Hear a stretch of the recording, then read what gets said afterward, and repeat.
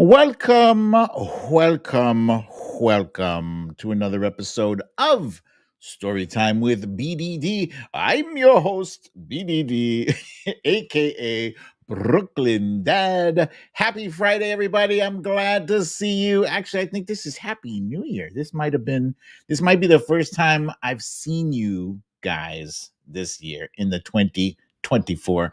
I hope your new year has been happy and healthy so far. So far, so good. Mine has been a little bit of both. Let me see if I can say hello to Zelda, who is here. Foist. Zelda is here. Philosophy is back, my friend. Glad to have you back, buddy. Chris Passeri says Showtime. That is correct. Samantha McIntyre, Veronica Tello, Lucy L.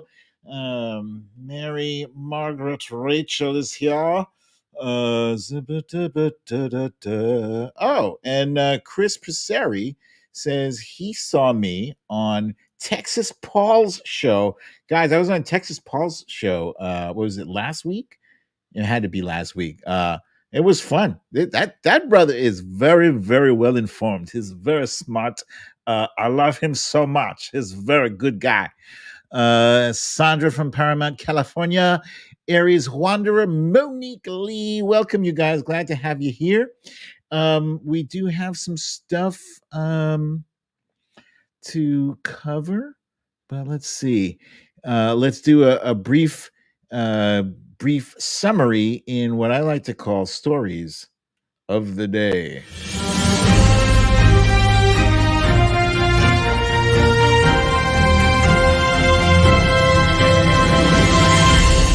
Stories of the day. I love that. Okay.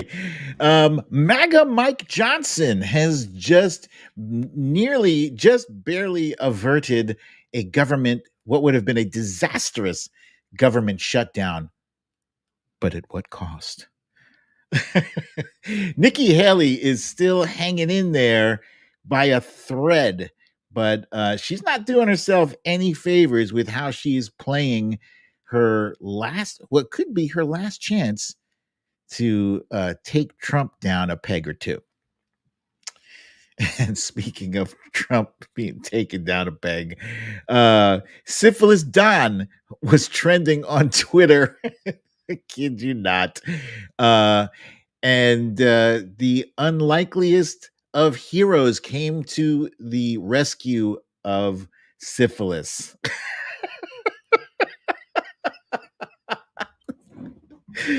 And more on that in a little bit. Okay, so before I go any further, let me make sure I remind you guys to please hit the subscribe button. It's in the lower right-hand corner of your screen, and somewhere around there will also be a thumbs up thing. So please hit that. Here's my buddy Philosophy. Thank you very much, my friend, for the kind donation. Glad to have you back here, buddy. We've been missing you. And holy snikes, Zelda, my goodness, that is extremely generous. I'm very grateful for you for that. Thank you for that. Wow, that is awesome. I really appreciate that. Thank you. Okay, so first things first, let's jump. I do like to jump into the good news up front, and the good news is, wifey and I, fantasy football. Let me just jump back onto fantasy football. Wifey and I both made the playoffs. Alas, we did not make it to the finals, but we did play each other in the semifinals. And so we both finished third and fourth place, respectively.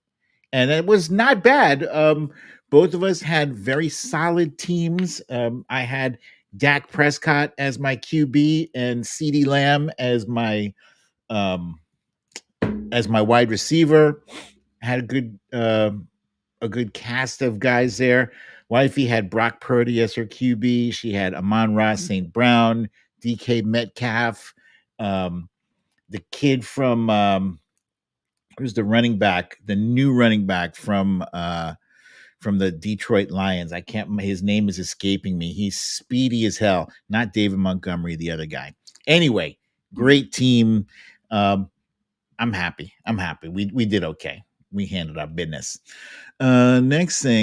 Okay, so the playoffs are going on right now, and some very good teams like the Cowboys have been laid by the wayside. Um, and here's what remains. We've got the Ravens playing the surprisingly good Houston Texans this year. I'm going to predict right now that as much as I like what CJ Stroud has been doing, I love his game. Um, I think Baltimore is really hitting its stride right now. So they're the strong one. Between Buffalo and Kansas City. Now, I don't know if Sherry Scary is here. Is our friend Sherry Scary here, you guys? Because if she is, you know who she's rooting for. She is rooting for Kansas City. Um, um, Me, you know, so I want to root for Buffalo because it's Buffalo, New York, right? Even though Buffalo might as well be a different state from New York. It's so far up north, and they're different. They call soda pop. Oh, actually, I know there's a lot of places around the country that call soda pop, but we call soda soda. Anyway, I do want to root for Buffalo. However, I respect what Kansas City has done, and I'd like to see them repeat. So I'm torn here. I'm leaning towards Buffalo, but I won't be sad if Kansas City wins it. Let's put it that way. For the next one, let's go between San Francisco and Green Bay. I'm leaning towards San Francisco. Wifey had the San Francisco defense on her team, and Brock Purdy, so that's why I'm leaning that way. They got a solid defense and incredible offense. So San Francisco. Last but not least, I'm taking the Lions over the Buccaneers, and I'm rooting for the Lions to win it all. There's number 14. I'm on Ross St. Brown. He's an incredible receiver. It's a great team. It's like a feel good story. How could you not root for them? But I don't think they've ever won Detroit. In fact, when you think about futility, you could put a picture of the Detroit Lions there suffering even the New York Jets have won a Super Bowl. I don't think that the Lions have ever won one. So you kind of want to root for that.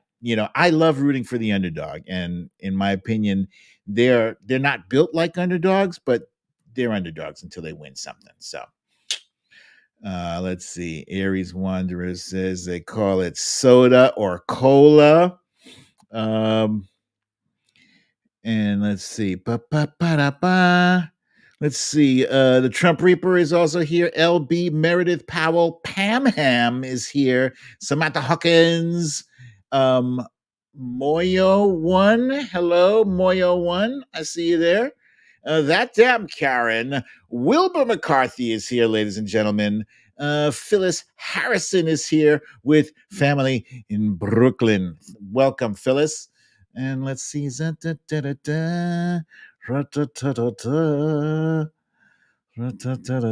my nondescript scrolling music. And I think I said hello to Monique Lee, but hello again, Monique Lee. All right, so let's keep it going. I want to talk about, I like to talk about movies and TV shows because I watch way too much TV, but that's my release. That's like, when I spend so much time online, with the pollution, the negativity, and everything, and the politics. I like to decompress, and I don't do a Calgon take me away, but like HBO or Max take me away, Hulu take me away. So, movies and TV shows. That's my outlet. I should be spending more time writing, like finishing up the sequel. And yes, I will be doing a sequel to The Littlest President. I will. By hook or by crook, I will make that happen. It's going to happen. But I got to, cut back on the TV. That said, fantastic movie. The best movie I've seen in a while. It's Killers of the Flower Moon. Um, this is available on Apple TV. I waited, it was available there to stream for like $30 or something. I was like, nah, I'll wait. I'll just wait. So now it's just available with a subscription. And Moyo, hey, thank you very much for the kind donation, my friend. Um, Killers of the Flower Moon is based on a true story of the Osage. And I'm saying Osage, I'm not sure if that's how it's pronounced, but the Osage people who were Native Americans who discovered that they had oil on their land, and that made them extremely wealthy. Extremely wealthy. And what happens when people strike it rich? Well, it's all of a sudden you have family and cousins you never heard of, people coming out of the woodworks coming for your money. In this case, the people coming for their money were the people living in that area. I want to say it was Oklahoma. Um, but So Robert De Niro is he's the bad guy.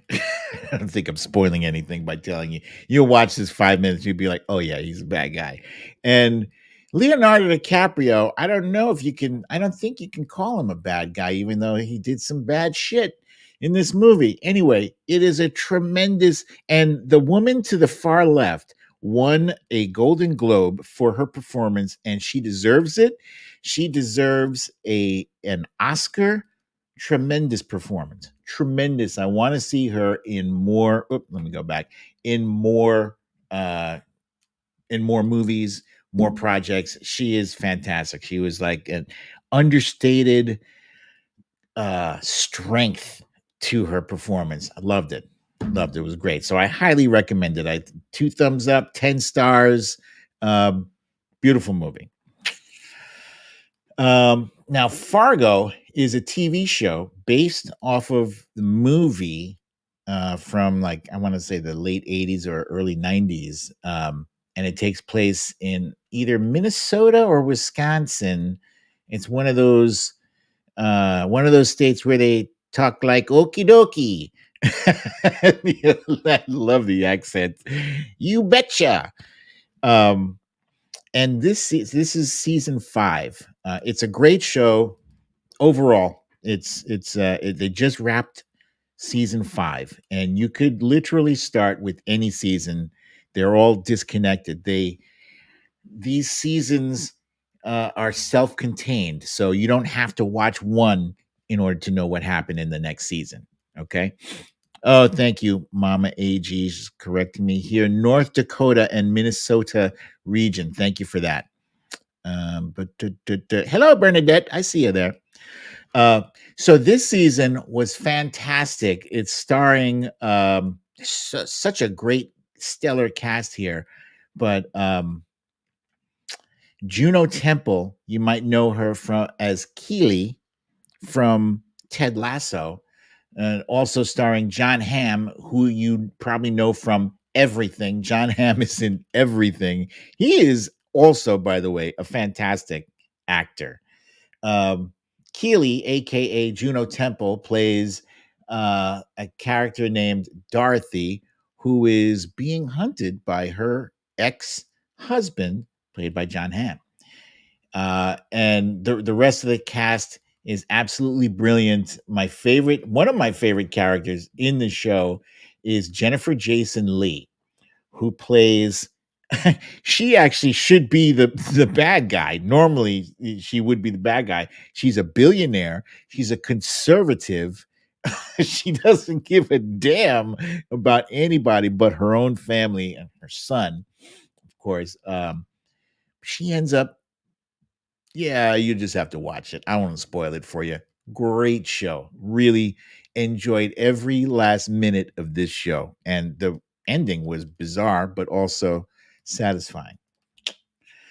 Last but not least, wifey and I are in the middle of watching The Bear. I think there's 3 seasons of it, and I think we're in the middle of season 2 right now. And The Bear is damn, I don't know the name of this guy. Is Jeremy Allen something or other. The main character is he's a chef. He's an extremely talented chef who used to work for a super duper fancy restaurant, and he has now taken over the sandwich shop in Chicago that his recently deceased brother left him.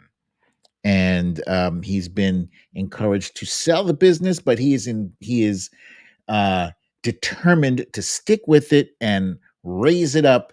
And this is a real show. It feels very real, very authentic. There's a lot of terms and terminology that I was unfamiliar with in as far as restaurants go. I guess if you worked in a restaurant, you would probably know that if you're walking behind somebody, you say behind, and if you're coming around the corner, you say corner. Those are things I did not know, and a whole lot of other stuff that I don't even remember right now. But it's chaotic, and it's warm, and it's funny, and it's got a brilliant soundtrack. I love this show. And I think that one of these, one of the cast members, Io, the girl here on the left, won a Golden Globe for her performance, and she definitely does deserve it. Okay, so let's keep it going. There's another shot of Bear. Excellent show. Highly recommend it. And as my friends are reminding you, those of you who are watching, and not just the live watches, by the way, but also the folks who are watching the replay, please remember to hit the thumbs up button. It helps out the channel tremendously. And Cecile Kazimi, yes, it was Sid. That is correct. I see you're watching this show. It's great. Chicago, actually, the city of Chicago, which I visited a couple of times, really beautiful city. It is also a major character in this show. So great show. Highly recommend. This week, we celebrated the birthday of Michelle Obama, our former beloved FLOTUS, that's First Lady of the United States. Ayo Edibiri. Thank you. Thank you, Zelda. Appreciate that. Here on the screen, you can see a picture shared by President Obama when he told his lovely wife happy birthday. And I just love this couple. I love them so much because, they're like glamorous, but also not glamorous. Like, they take great photos, whatever, but they're also they feel very much like, yeah, that's just like auntie and uncle, they're great people, and I just love them. And I have to apologize to some of you guys who, when I post those appreciation tweets for Michelle Obama, I know what's coming.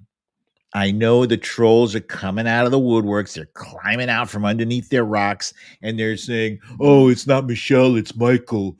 Oh, that's a dude." It is the most preposterous thing I've ever seen, and it's gross. It grosses me out.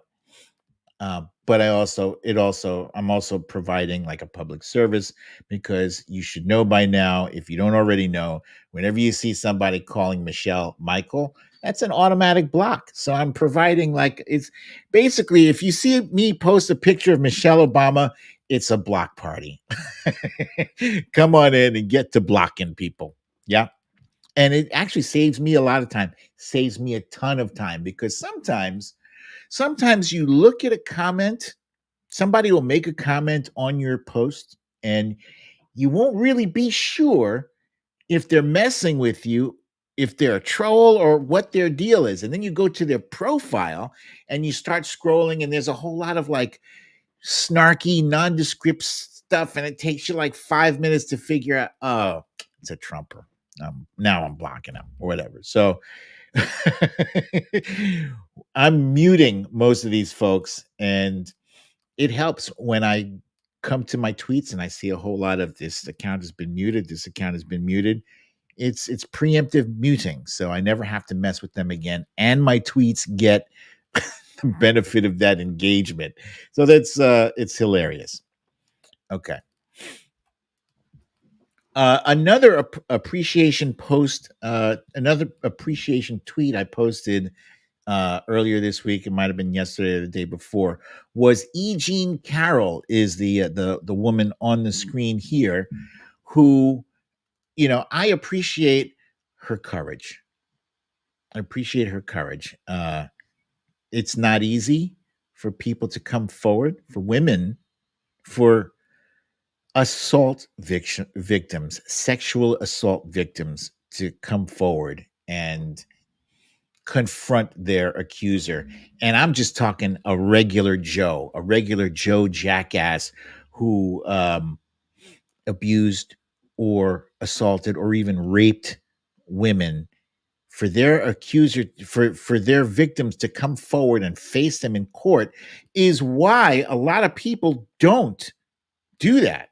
It's not common that people step forward and confront their assaulter. They end up being victimized twice. First, and they get blamed. They'll blame, oh, what were you wearing? Were you asking for it? That kind of bullshit. Blamed and shamed. So it's like they're victimized all over again. Anyway, she stepped forward to face Donald Trump, and everybody knows that Trump is a vindictive little bitch. He is a vindictive fucking asshole. He is a rapist, and he's got legions. He's got millions of asshole people who've decided that they can be their worst person because the guy they follow is as bad or worse than they are. So, so they come out of the woodwork, and as much as they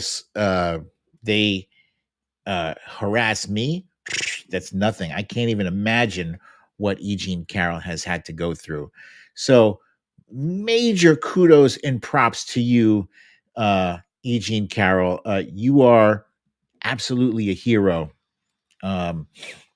She deserves more than 10 million. I think it's $10 million at stake in this one. She's already won a $5 million settlement against him, and now a $10 million, that's what's at stake now. But I think it's up to the jury to determine how much she gets. And I hope they jack it up to like 40 million, because this guy has been an asshole this week. He has been harassing her more with he's been posting on Truth Social, posting her previous tweets. Like, it is annoying that he gets away with it. I hope they don't let him get away with all of that shit. Seriously, I hope hit him with like 40 or 50 million. Make him learn his lesson, as Susan Collins so foolishly said. Mike Johnson, MAGA Mike Johnson, the Speaker of the House, Republican Speaker of the House, has not learned the lesson of previous Republican speakers before him. He hasn't learned the lesson that you cannot make a deal with the Democrats. I mean, so what's at stake here? He's trying to save his job. He's trying to do his job, first of all, and his job is to keep the government open, right? These people, these members of Congress, they're not poor. They make $174,000 a year. $174,000 a year, and they get excellent benefits, right? You should have to work for that, right? And by work, that means go into work and hammer out details of difficult topics like immigration, right?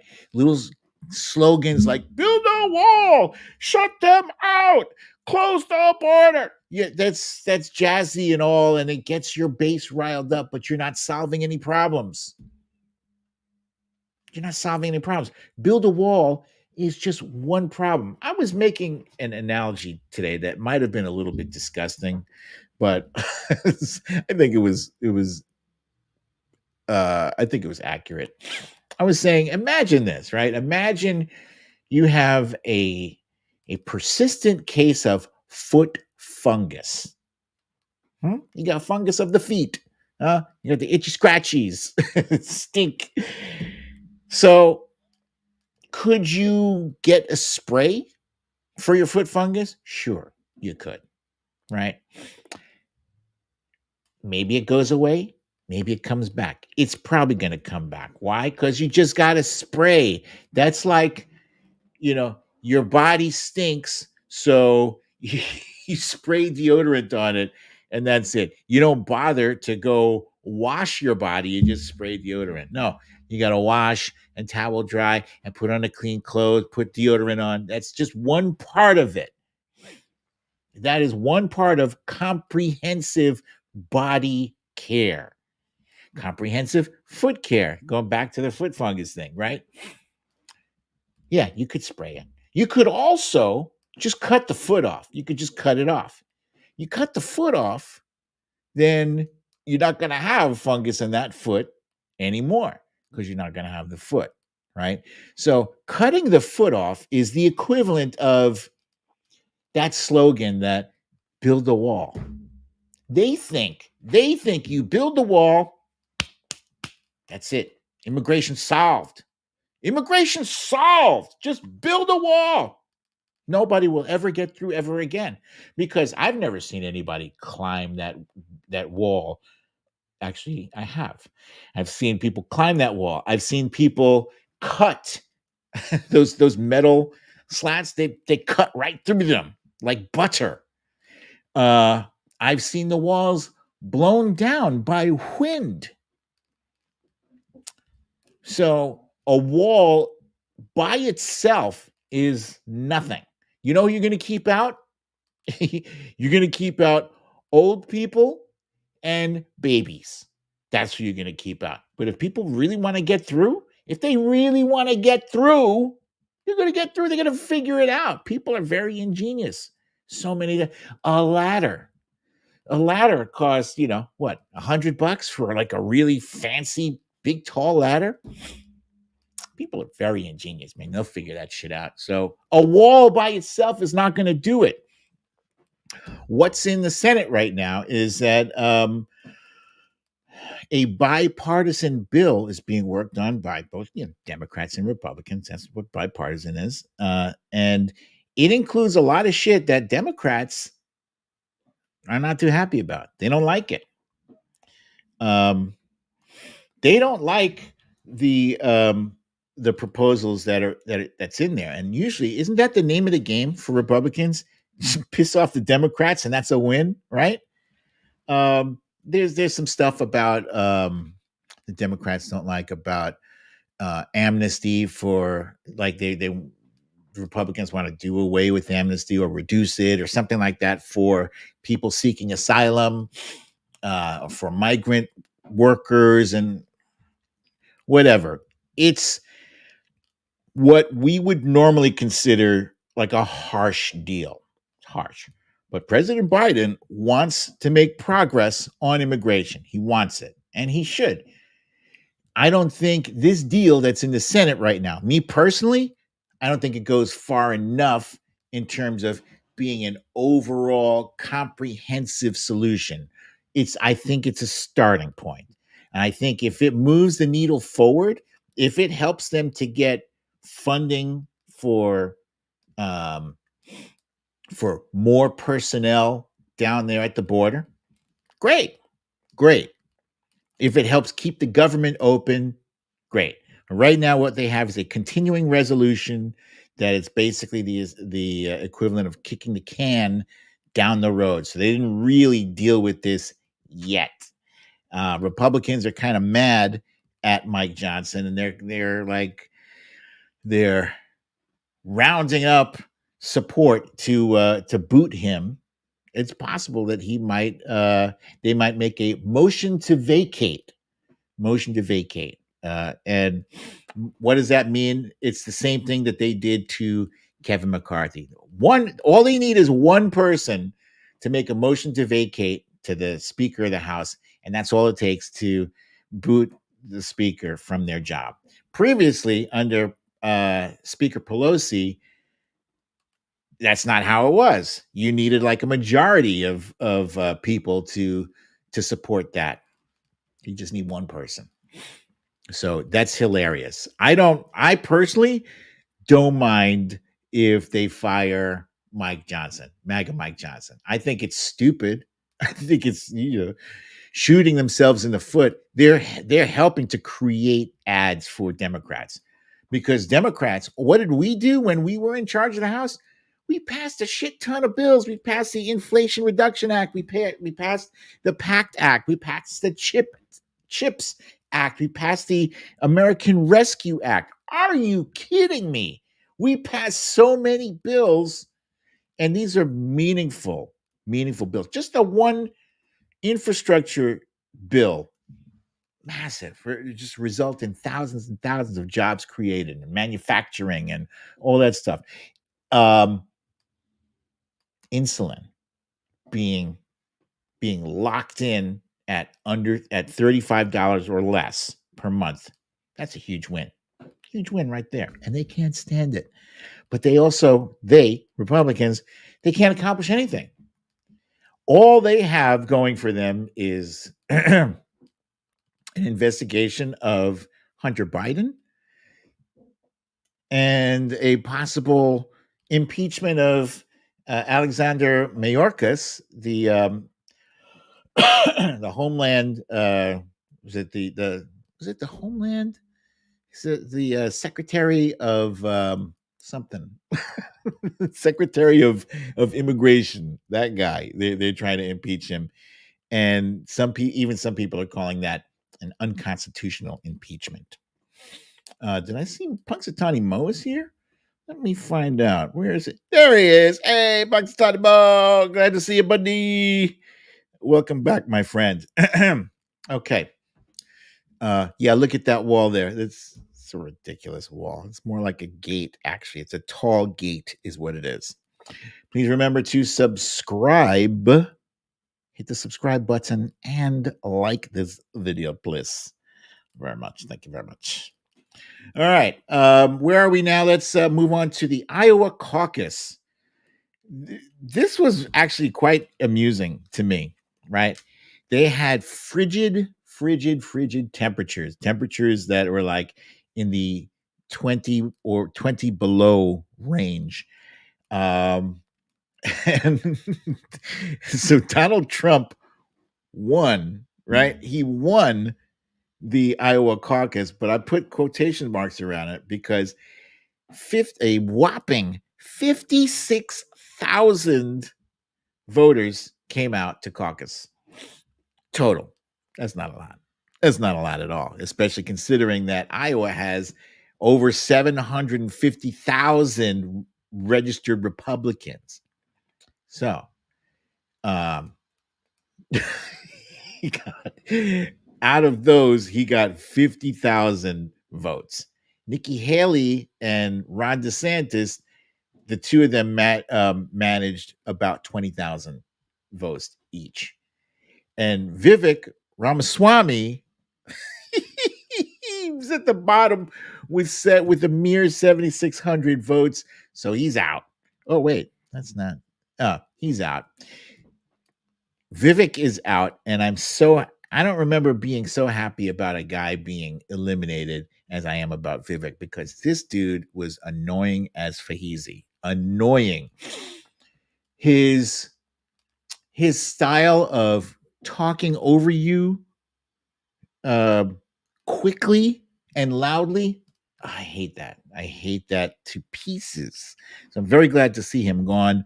Unfortunately, I'm sure he'll be back because he'll probably be a surrogate for Donald Trump in hopes of securing the number 2 slot.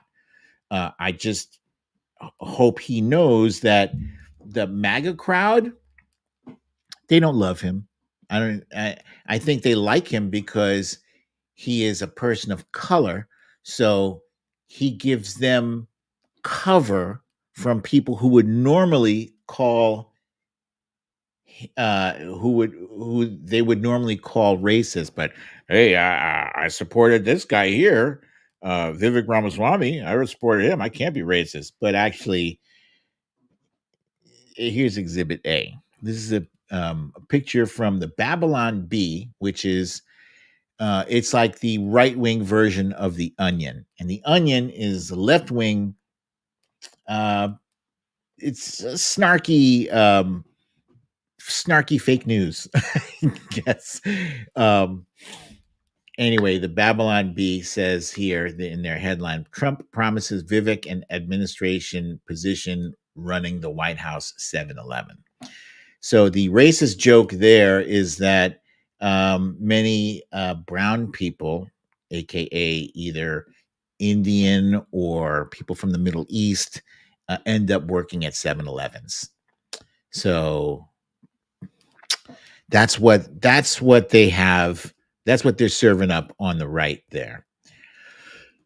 A little aside, I just want to go back to this picture here. Alec Baldwin, we just learned not too long ago, in the past hour and a half, he has been indicted for the accidental murder of the director. I can't remember her name. I'm sorry, you guys. Sorry, this literally just happened. And I personally, I think Alec Baldwin is a terrific actor. I do remember when he had that meltdown and we all heard some really abusive, horrendous shit. I think he was saying about his daughter, of all people. Um, Helena Hutchinson, thank you, Meredith Powell. That was the woman who was killed, and it was an accident. I'm pretty sure. I don't think he went there to work with the intention of shooting someone to death. And yes, Punxsutawney Mo, I believe it was involuntary manslaughter. Um, we'll see. We'll see what happens in court.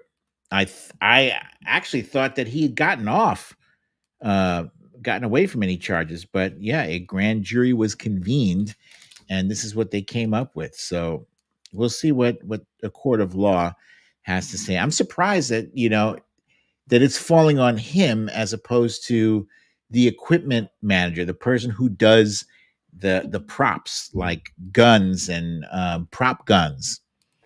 It's very confusing to me, but um, that's where we are with that.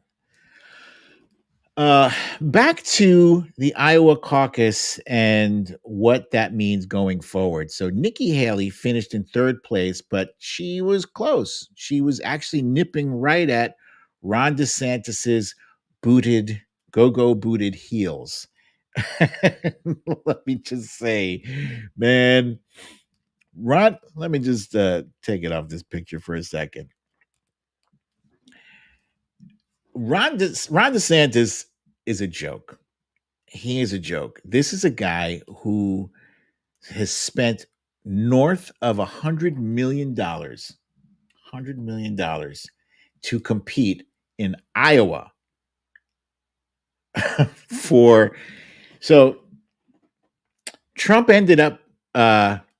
So 14%, total of 14% of Iowa's registered Republican voters turned out to vote, right? So Trump got essentially half of that 14%. So 7%. Trump ended up with 7% of all registered Republican voters in Iowa. And then Ron DeSantis ended up with the fraction of the other 7%. So what do you end up with? Let's call it 30% of 7%. He spent over $100 million to finish in a distant second, like it wasn't even close, distant second place uh, to Donald Trump. And what did he? Let's see. Let me go back to this picture here. This was DeSantis ended up with 21,000 votes. So Trump dusted him by a whopping 30%, the 30,000 vote margin. And he can't even he can't even confront Trump the way you should confront a guy like Trump. You should be hitting him upside the head with all of his negatives, right? And all of these idiots, they played this game as though they're playing for second place. They're not playing to take him out. They're not playing to beat him. They should have. They make this mistake every single time. They play nice because they don't want to offend his base. But, people see that. People see that and they see you ain't got no spine. You ain't shit. You tiptoeing around the guy. So you're sending us all a signal. You are sending us all an unspoken signal.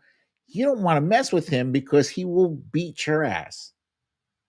So that's the guy I'm going to vote for, the guy you're afraid of. And here we are with Nikki Haley, who anytime someone asks her, they lob her a softball question like, what can you say about you just won the Iowa caucus? What can you say about the fact that Donald Trump is in court right now because he defamed E. Jean Carroll, who he was found liable for raping or for sexually assaulting 20 or 30 years ago. That's a softball right there. You're running against a rapist. Call it what it is. Call it that. Oh, I don't know anything about that case. What? She said she didn't know anything about that case. Are you fucking kidding me, bro? That's it right there. You're playing for your political life right now in New Hampshire. That's where, like, Ron DeSantis put all his chips on Iowa. Nikki Haley put all her chips on New Hampshire. Why? Because New Hampshire has the Democrats and independents that will vote for her.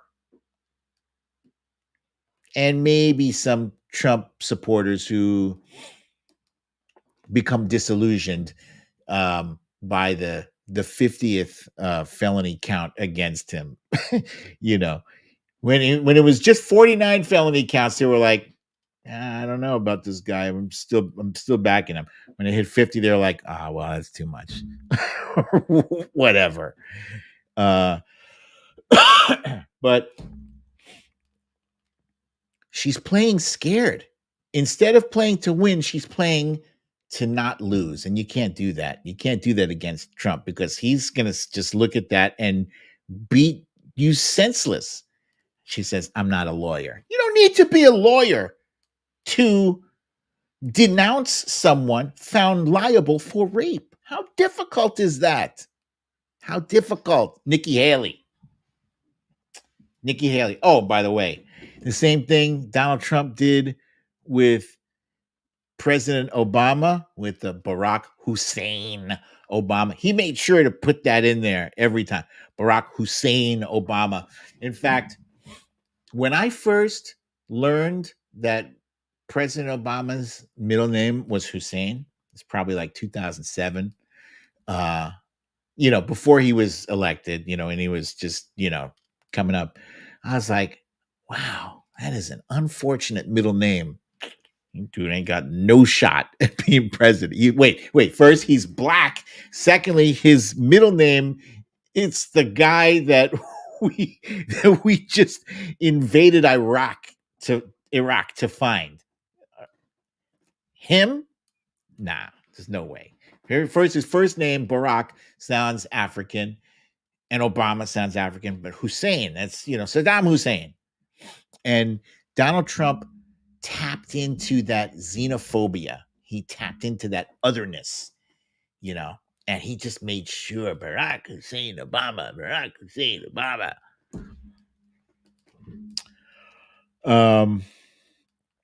Now he's doing that with, what's her name? Nimrata.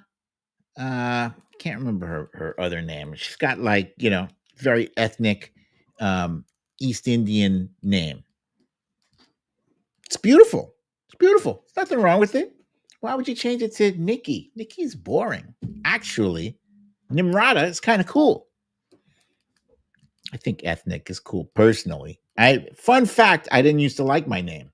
Fun fact, when I was a kid, when I was a kid, um, people had difficulty pronouncing my name, Majid. I know it's 5 letters, it's 2 syllables, Majid. That's it, Majid. People had trouble with that. That was long before the days of names like Shaquanda and, like 4 and 5 syllable names with, like, 10 or 14 letters. It was just Majid, and they were having trouble with it, and it bugged me. So I was like, my middle name is Mikal. Like, that's Michael in Indonesian. Fun fact, my father's father is from Indonesia. So, and my mom insisted on me having an ethnic sounding name, and I'm grateful for it. But when I was a kid, I hated it. So I told people to call me Michael. To call me Michael. That's not even close to either of my first or middle name. So my grandmother came outside one day. My grandmother was the one who taught me all about Islam and how to make my prayers in Arabic and all that. And she heard some kid call me Michael, and she said, Majid, did I just hear that boy call you Michael? I said, yes. She said, why is he calling you Michael? I said, because I don't like my name. Because people can't pronounce my name. And they always call me stupid things like midget and magoo and stupid things like that. And she was like, Majid, your name is one of Allah's names. It's one of his 99 names, and it's beautiful, and it means glorious and exalted. Don't ever let anybody call you anything other than what your name is. If they can't pronounce your name properly, then they don't deserve to be speaking to you at all. And that stuck with me all these years. All these years it stuck with me. If you can't pronounce my name, I'm going to make sure you pronounce it properly. Yeah. It's a fun fact. Fun fact. Uh anyway, back to the Nikki Haley thing. So I don't know who she thinks she's playing to by being cutesy with um, another question that was asked of her um, was about the whole slavery and racism. It was the racism thing. She had recently said that America was not a racist country. Uh, and then and so she was asked during a town hall, either last night or the night before. She was asked in a town hall, um well, can you elaborate on your comment? And she just completely dropped the ball because she was trying to be careful and cute with her answer. But here, let me see if I can cue this up for you guys. This is political malpractice. Here we go. Slide share screen.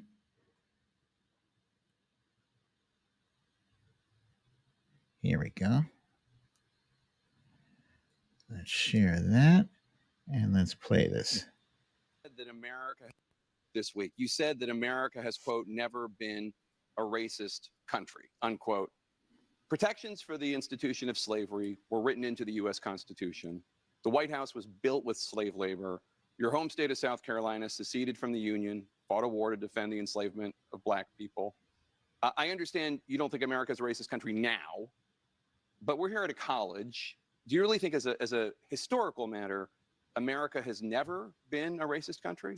I mean, First of all, I like how he queued that up. He was like, we're at a college now, okay? He's basically telling her these people here before you have brains and they can think critically for themselves. He's telling her that, and this was her answer.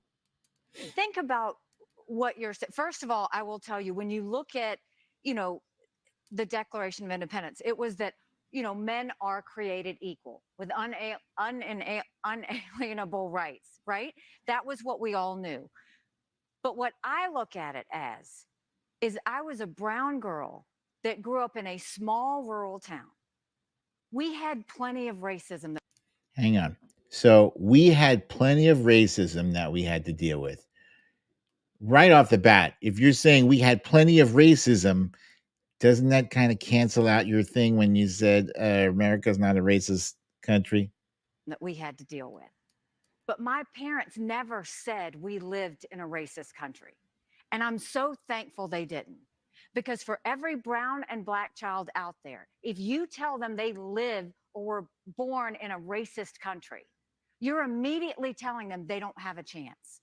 And my parents would always say, you may have challenges. And yes, there will be people who are racist, but that doesn't define what you can do in this country. And so I think it's important that we tell all kids that, look, America is not perfect. We have our stains. We know that.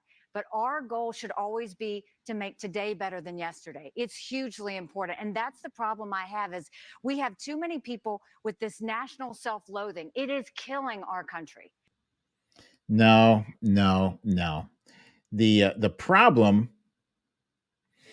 problem is that we have too many people who are apologists for the racists in America. Too many people who think that just ignoring the problem of racism will go away. Too many people who think that let's let these racist people not feel uncomfortable about themselves. That's not going to solve the problem. And if those are the people that you are trying to not offend with your non-answer, you're never Nikki, Haley, or Nimrata. You're never going to win them over, because as long as there's a Donald Trump who is willing to call you by your proper first and middle name to appeal to the lowest people in his party, you will never get them. And even worse, you will lose the respect of those Democrats and moderates who are willing to come out for you. But if you won't even stand up for yourself, why should anybody stand up for you? Call it what it is. Look, I grew up in the same country that Nikki Haley grew up in, right? As a grown man, as an adult, in a 3-piece suit. And mind you, I didn't have this big luscious beard back then. I used to keep my shit trimmed tight. Cabs pass me by on the regular. Would not only just pass me by, and I'm looking like $1 million. They would not only pass me by, but they would stop 20 yards away from me for a white person. That's what I had to deal with. I had to deal with going into department stores and being eyeballed because they thought I was going to steal something. It's kind of shit I dealt with all the time. So we actually had to learn not to catch feelings about it every single time, because you got to pick and choose your battles. You can't always react to that shit. That's the mentality we had to have growing up.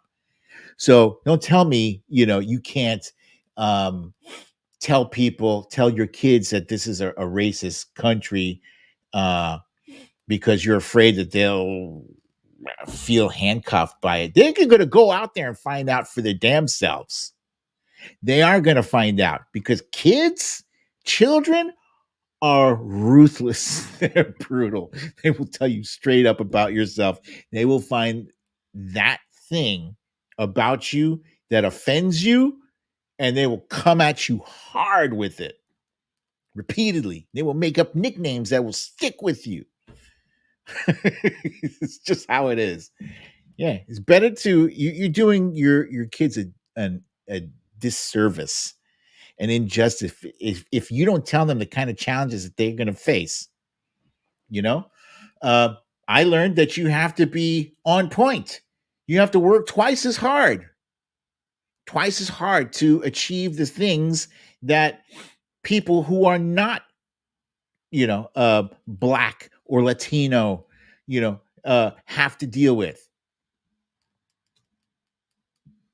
It's just that simple. So anyway, Nikki Haley, I say all that to say, Nikki, you ain't got a snowball's chance in hell of winning the election. Not one. Not one. I think right now, today, Tim Scott, her South Carolina, is it South Carolina? Yeah. Her South Carolina senator is endorsing Donald Trump, in her own home state. She can't even get the vote of Tim Scott. Tim Scott, who, at one point you would have thought was a moderate who would not be following Donald Trump, but maybe he's vying for vice president. If I had to guess, I don't think Donald Trump will pick anyone who he's afraid of stealing his thunder. Right? For vice president. There's a lot of names going around. Marjorie Taylor Greene, forget it. She's too much. She's too crazy. She will steal some thunder from him just with her crazy antics. Elise Stefanik, he'll probably be concerned that she would steal thunder from him. But Tim Scott is threatening to nobody. He is boring as a warm glass of milk. That's all it is. And he's legit. He's been a United States senator for a long time. And that checks off a race card. So those racist Republicans, MAGA Republicans, can say, I'm voting for a Black man. Look at me. Look, I'm so, not racist. Yeah, so Tim Scott will give them that cover. I don't think Nikki Haley has a shot in hell of being Trump's vice president or being in the conversation for president. It just is what it is. She won't be their party's nominee. So let's talk about Diaper Don. About 3 or 4 weeks ago, Trump stinks, Trump smells was trending, and then Diaper Don was trending, and then I got to resurface an interview I had with Noel Kasler, where he confirmed that Donald Trump wears diapers and that somebody has to clean him up because of all of the Adderall usage. It loosens his bowels and he's got no bowel control. And there's all these pictures out that show, diaper bulges. It's really, it is what it is. But now we've got a mysterious looking sores on his right hand. And immediately, within an hour, people were like, that shit looks like syphilis, dude. It was just so amusing to me. I mean,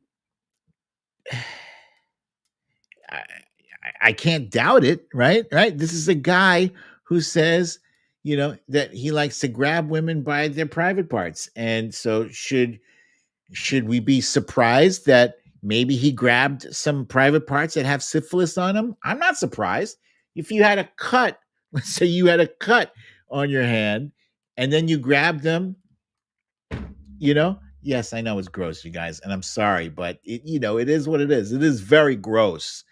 It's very gross that we're talking about a former president of the United States who is also happens to be a rapist, who also has 91 felony counts that he is facing, who was also impeached twice. There's a whole laundry list of nasty things about this guy. It's almost like the syphilis thing isn't like the worst thing about him. But anyway, Alex Jones, of all people, was offended by the by the insinuation that Donald Trump's hand had syphilis on it. He was besides himself, and I'm just going to I'm gonna pull up a video of Alex Jones coming to the defense of syphilis. There's no way that syphilis is associated with Donald Trump's hand. It's crazy. Let's see. Is it this one's here? Yeah, let's look at this.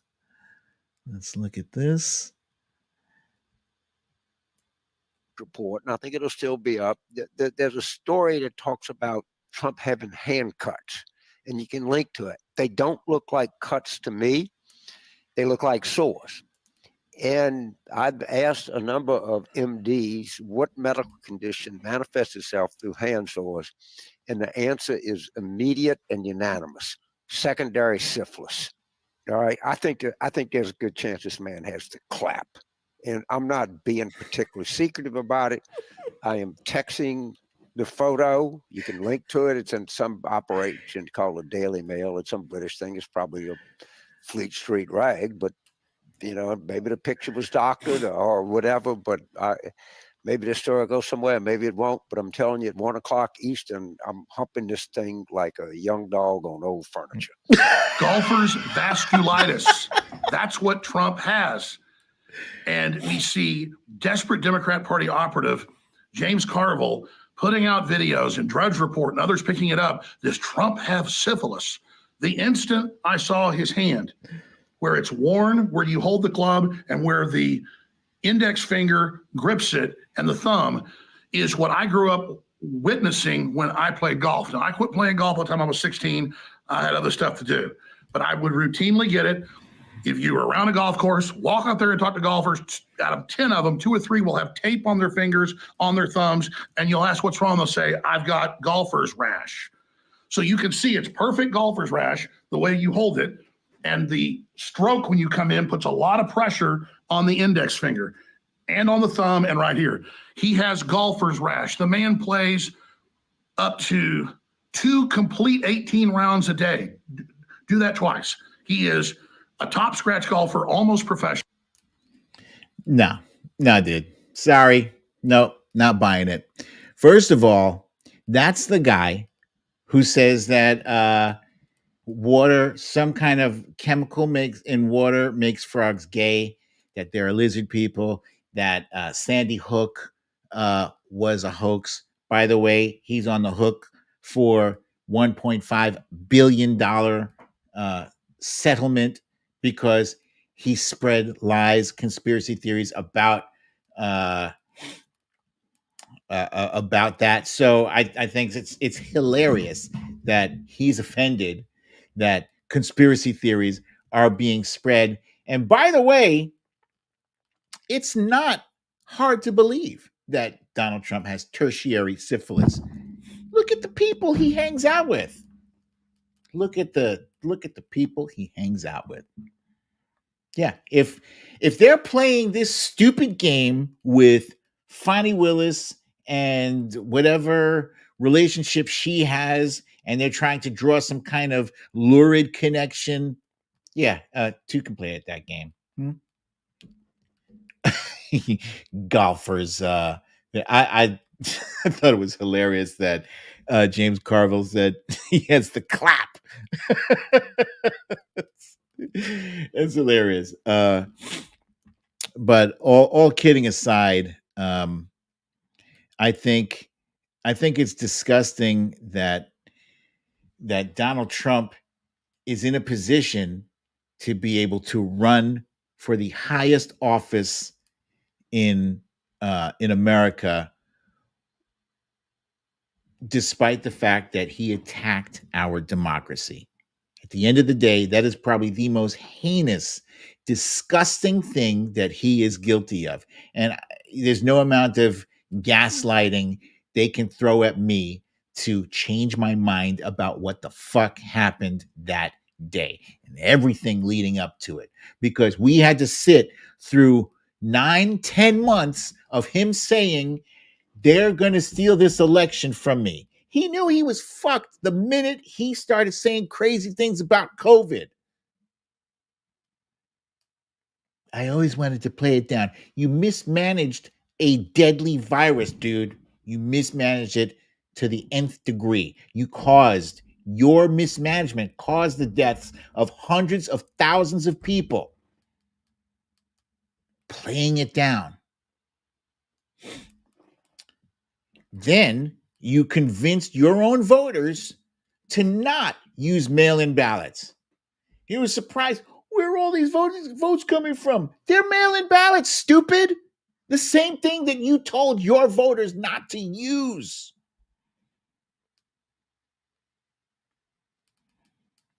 And then in the middle of the night, he comes out with a press conference saying, we were ahead. And then all of a sudden, all these votes came. We won. No, you didn't, dude. Counting is not finished. Counting's not finished. And then you had all these people with these fake electors coming up and trying to flip the script and trying to flip Mike Pence, who had to call, of all people, Mike Pence had to call Mr. Potato Head, George H.W. Bush's vice president. What the hell was his name? The guy, I cannot, for the life of me, I can't remember that guy's name. I had to call him to verify, I don't have this power, right? I can't just overturn the will of the lawful will of the people, right? I just can't overturn millions of votes. Dan Quayle, thank you guys. Dan Quayle, Mr. Potato Head. He had to call Dan Quayle and confirm that. And then we saw the mayhem that unfolded on that day. And we heard how he didn't care. They're not here to hurt me. He wanted to let some of them through with guns. He didn't care that they were trying to murder. They wanted to murder his vice president, hang Mike Pence. He didn't care. That's insane. It's insane to me that it took Mike Pence as long as it did for him to say a coarse word about his former boss. It's insane. So, yeah, above the classified documents and above the insurance fraud, all that stuff, that incenses me the most, because that at the end of the day, the right to vote, that is the cornerstone of our democracy. And I don't care. I if there are people out there watching right now who say this is the constitutional republic, go fuck yourself. I don't care what. It's a democracy. We vote in this thing, and voting is what makes this country special. The right for us to choose our representatives and to choose our leaders is what makes this special. You're not going to take that away from us. And no grubby, syphilis-handed, orange skin-colored freak is going to take that away from us. Now, I'm going to be spending, I worked my ass off in 2020 to kick that motherfucker out of office. And I'm going to be doing the same thing in 2024. I hope you guys are with me. We got to do it. We got to do it. And I hate the fact that that the past 8 years feels like, every election feels like this is the most important election in history. I hate that. But it is what it is. They've been trying to gaslight people on President Biden. President Biden, it probably sounds like people probably think he's paying me to say nice things. You don't have to pay me to say anything nice about him, right? I see him for who he is. He's not perfect. I know that. We all saw him stumble. Who the hell doesn't stumble over shit? I'm 55 years old. I probably stumble once every couple of weeks, maybe more. Does that make me feeble? No, it makes me human. Can I always think of the right thing to say? No. I'm sitting here in front of you guys and you've been helping me with some of the words. It's fine. But I'm not trying to be president either. But I know at his core, he's a good man. He's a good man. I'm not a religious guy, but he is. President Biden, he goes to church every week. When's the last time you saw Donald Trump going into or coming out of a church? Oh, except for when somebody dies. Okay. His mother-in-law, Melania's, mother-in-law or father-in-law? Somebody in her, I think, I can't remember. I think it was the mother-in-law, just recently died. And yeah, he had to go to a church. But aside from that, you don't see him being godly. You don't see a godlike behavior. You don't see any religious behavior from him. He's a shitbag. Straight up shitbag. And what was he doing? He was signing signing women's bras, in a public place. It looked like he was having a good old time. So anyway, 2024, I am going to be reminding folks of all of President Biden's accomplishments. Here's another one. Donald Trump said that if Joe Biden wins, the stock market will crash immediately. Immediately crash. And not only did it not immediately crash, it didn't crash. And not only did it not crash, but the Dow Jones is just a hair below 38,000, just after hitting 37,000 a few weeks ago. And today, the S&P is at an all-time high as of today. So people who are complaining about their retirement accounts and, you should be happy right now. You should be pretty happy how that is. I've always said that the stock market is not the economy and the economy is not the stock market. But if for those people who use that as a metric of success, you point to what Donald Trump did, his track record, and you say, look what he did for the stock market. Okay. Look what Joe Biden did for the stock market. You can't give one guy credit for the stock market and not give the next guy the same credit for the stock market, okay? If that's what made Donald Trump great, then I guess Joe Biden is even greater. Because on top of that, he brought back all the jobs that Donald Trump lost and then some. And then some. Passed a whole lot of bills that are bringing people high-speed broadband access, that are rebuilding the roads, all that bullshit for 4 years. Every year they were like, this is infrastructure week. And that's all it was. It was just infrastructure week. It was a week you got to say, this is infrastructure week, but nothing got done.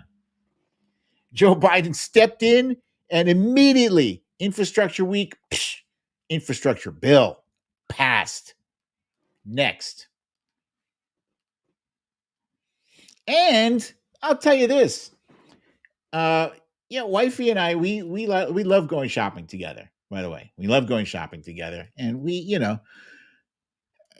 noticed that the receipt was usually a lot more than we were accustomed to paying. A lot more. Not gonna lie. Not gonna sugarcoat it. got to the cashier and she rang it up. And we were like, look at each other like, holy shit, what? But the last 2 times we went shopping, I'm usually very good at guesstimating what we're going to pay within like $20. I'm there. I'm good like that.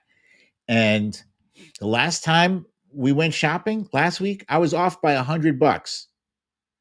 Same thing 2 weeks before that. Prices are coming down. I don't know how they are where you guys are, but what I've noticed is that the prices are coming down. So this is good news. And I just hope the economy holds like this. The gas prices come back down to a reasonable level around the $3 mark. I'm realistic. I don't expect gas prices to stay low forever. I just don't want them. Nobody wants them, spiking and then staying spiked, right? They should come up slowly with the cost of living.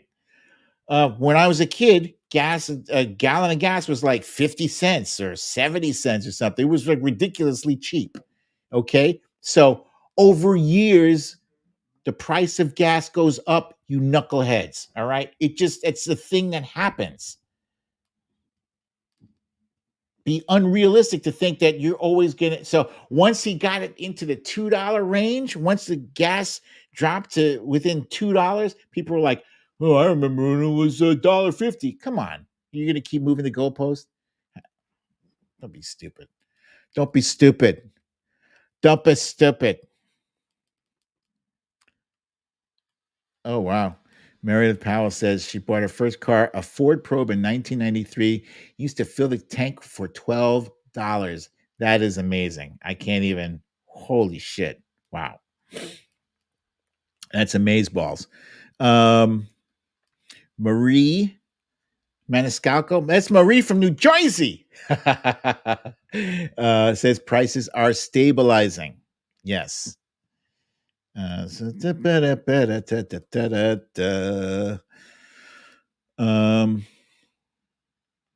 Okay. So we got any questions from the audience here? I see you, Scott. Scott is here too. Aries Wanderer. Foxhill Dreams. Lisa Straw.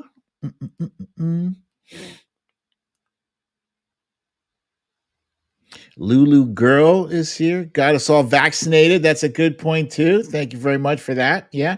Oh, that's a whole nother thing too. The conspiracy theories swirling around the vaccines. Oh my God. Crazy. Let's see. What would it cost to sponsor one of the old time trivia game shows?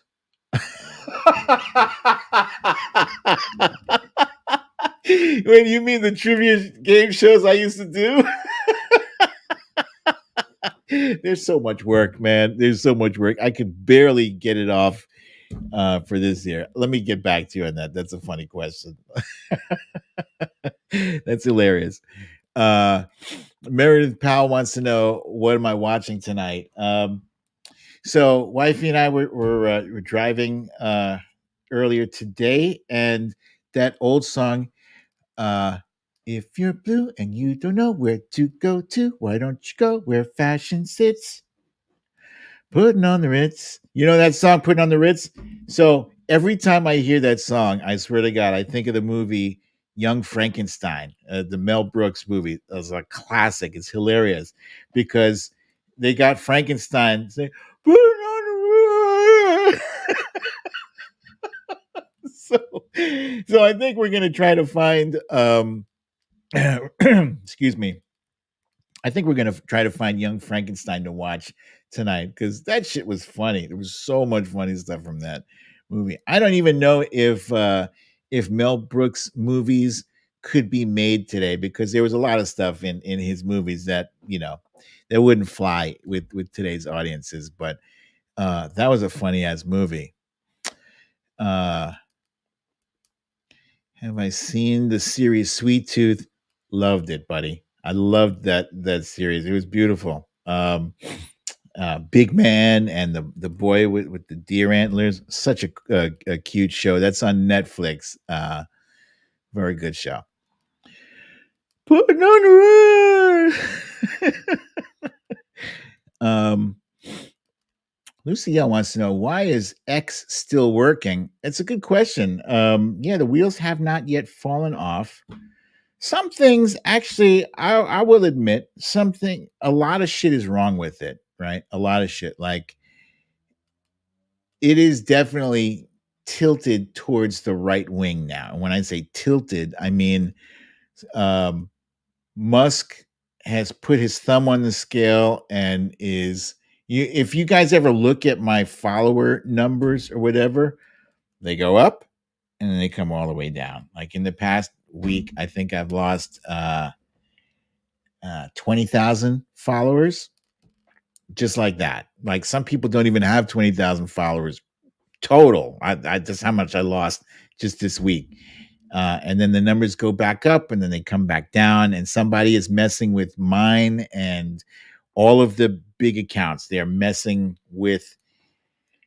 adding and then subtracting followers, and it's all on the same day. It's like the 30th and 31st of December it happened, and then it just happened. It started happening like 4 days ago, and every day like I've lost like 4,000, then 12,000, and then 5,000. It's crazy. So why is it still working? I don't know. There's a lot that's wrong with it. There's some things that are right with it. I think the community notes thing is sometimes it's kind of good. Sometimes community notes gets it right, and they help to dispel misinformation. I don't know how that's going to work during this election season. I am a little bit concernicus. I remember in 2016, the Russians were working overtime in infiltrating our conversations, our online, the way we go back and forth with trolls. Probably half of the time, those are going to be Russians looking to make us fight amongst ourselves. $1 million Cooper. Soup season. What's my favorite? I'm a classic guy, so I'm gonna say chicken noodle soup. I'm not a big soup guy. I've never ever really liked soup too much. My mom, God rest her soul, she like forced me to eat some tomato soup and lentil soup back or split pea soup, and then that put me off put me off from soup like forever. But yeah, I do like chicken noodle soup, especially if I'm sick. Chicken noodle soup is good. Dressed up like and our friend Philosophy, dude, I'm so glad that you're back. I don't understand what the hell is happening. You guys, let me where's Phil? Let me find the my buddy here, Philosophy. I Phil, put your handle up here now so I can shout you out here, because this is a good brother who creates content that's basically, it's just like these videos that you normally wouldn't see, and some of them are funny, some of them have cool music, some of them have like cute animals and stuff. I mean, it's just really good. It's a feel good account, and he keeps getting slammed by bots or trolls that force him to have to restart his account and it's annoying as hell. I think we're on his third account right now. Um, let's see, Phil, buddy. Here we go. Now it's Slater Paul. It should be Slater John or John Slater, whatever, but it's at Slater underscore Paul. So please follow my friend Phil. Please follow my friend John Slater. He's a great guy. This is his. That's your fourth account. God damn it, pisses me off. Very good account there. You won't be sorry. Let's see. Meredith Powell's husband makes an amazing spicy sausage soup. Okay, now I'm getting nice and hungry, and you guys know what time it is. It's Friday night, which means it's pizza and movie night. I am also doing an intermittent. It's a thing called intermittent fasting. Wifey is helping me with this. Oh, hang on. Lisa Straw. I am trying to do the story time once per week, Friday nights. It's a good night, I think, Friday night, because my energy is up. Intermittent fasting, 2 days per week, Monday and Thursday. And we're going to see how well this helps me with my diabetes and the high blood pressure and all that. So fingers crossed. I'm gonna do my best to be steadfast and true to this intermittent dieting. So I will let you guys know. I'll keep you posted on how things are working. Like $1 million Cooper. Oh wow. LB says it works. You lost 50 pounds with it. Oh boy. That's over years, right?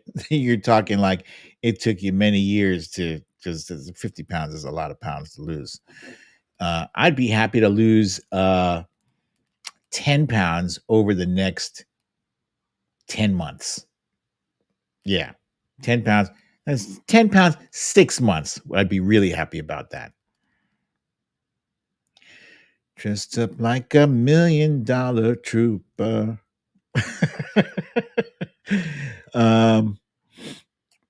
Philosophy lost 47 pounds. Are you shitting me? And LB says 5 months with intermittent fasting? Really? Huh. That's incredible. Wow. That is incredible. All right. I'll let you know where I'm at 5 months from now. How's that? I'm not expecting miracles like 50 pounds, but I'd be happy with half that. I'd be happy with, seriously, 5 months, 10 pounds. I'd be happy with that. Okay, you guys, thank you so much for joining me for another episode of Storytime with BDD. I'm your host, BDD, aka Brooklyn Dad, and you know the you know the deal. Hopefully by now, this entire audience is boosted, is vaxxed and boosted. And yeah, I look forward to seeing you guys. Keep your social distance 6 feet or better, because that's always a good practice. I think you can't be up in people's faces like that. And I look forward to seeing you guys here, same time, same place. I love you all. Peace. Nope, not that one. This one.